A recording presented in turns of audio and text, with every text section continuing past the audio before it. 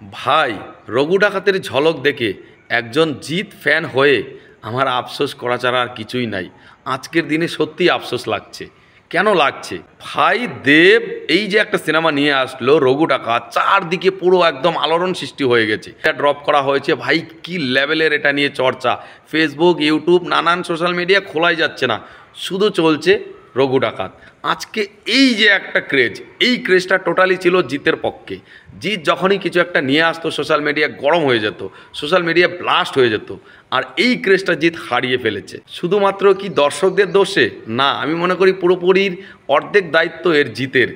জিতকে খাকির পর আমরা কি আশা করেছিলাম যে জিত বড় কিছু সিনেমা আনবে, যে হয়তো বলিউডের ডিরেক্টরদের সঙ্গে নয়তো সাউথ ইন্ডিয়ান ডিরেক্টরদের সঙ্গে বড় কিছু সিনেমা আসবে। কিন্তু জিত আমাদেরকে কি দিয়েছে? সাউথ ইন্ডিয়ান তো দূরের কথা, বলিউড তো দূরের কথা, বাংলাতেও যারা বড় ডিরেক্টর রয়েছে তাদের সঙ্গেও কোলাবরেট নয়। একটা সামান্য ইউটিউবার বলে ছোট করছি না, তার কাজের গুণগত মান দিয়েই ছোট করছি। কারণ তার গুণগত মান আমরা দেখেছি, সে যেগুলো সিরিয়াল বানিয়েছে উইন্ডোজ প্রোডাকশনের সঙ্গে একটাও চলেনি। এবং তার ফ্রিতে একটা ইউটিউবে মাস্টারপিস সিনেমা করেছে একটা দেবতনুকে নিয়ে, সেটাও চলেনি। তো তার সঙ্গে কাজ করছে, ভাবুন কোথায় সাউথ নিয়ে আমরা ভাবছিলাম, আর লাস্ট পর্যন্ত কোথায় এই অতিরিক্ত জ্ঞানের সঙ্গে কাজ। তার জিতের মান তো জিত নিজেই কমাচ্ছে, সত্যি বলতে খারাপ লাগছে। আমি জিতের সিনেমা পেলে আর কিছু বুঝি না, কিন্তু আজকে জিতের কাজ দেখে সত্যি আফসোস হচ্ছে। ডাকাত, এদিকেও ডাকাত ওদিকেও ডাকাত করছে জিত।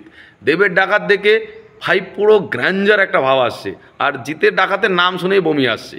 মানে পুরো এক ইতিহাস। সিনেমা যে কেমন হবে আমার জানা আছে। ব্যাপার হলো কি বলুন তো, আজকের দিনে দাঁড়িয়ে সত্যি আফসোস। আমরা একটা সময় দেখতাম দেব আর জিতের সিনেমা যখন একসাথে আসতো, সিনেমা হলের সামনে কি ভিড় হতো।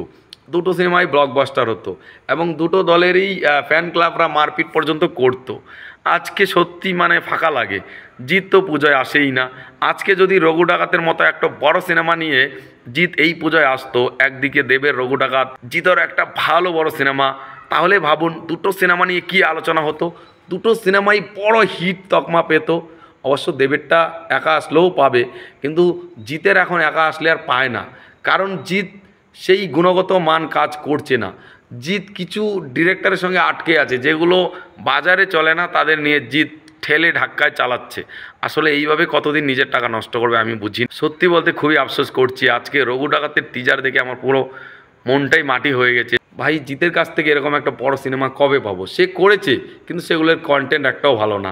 এই রঘু ডাকাতের দেখুন ভাই, এর স্টোরি জানলে সবাই পাগল হয়ে যাবে। এর পেছনে যে কত বড় কন্টেন্ট রয়েছে। এটা শিওর শট ব্লকবাস্টার একটা সিনেমা, হিট হয়ে বেরোবে। এবং এমনও হতে পারে খাদনের রেকর্ডও ভাঙতে পারে। আরও পুজোর মরশুম, পুরো আলাদাই ভাইব রয়েছে ভাই। সত্যি খুব খারাপ লাগছে। আমরা চাই যে দেব আর জিৎ একসঙ্গে কাজ করে না, অন্তত একসঙ্গে দুটো সিনেমা আনুক, আরও একবার বাংলা সিনেমা নিয়ে কথা হোক। জিৎ আর দেব একসাথে আসলে সিনেমা নিয়ে যেভাবে কথা হয়, অন্য কোনো হিরো আসলে সেটা হয় না।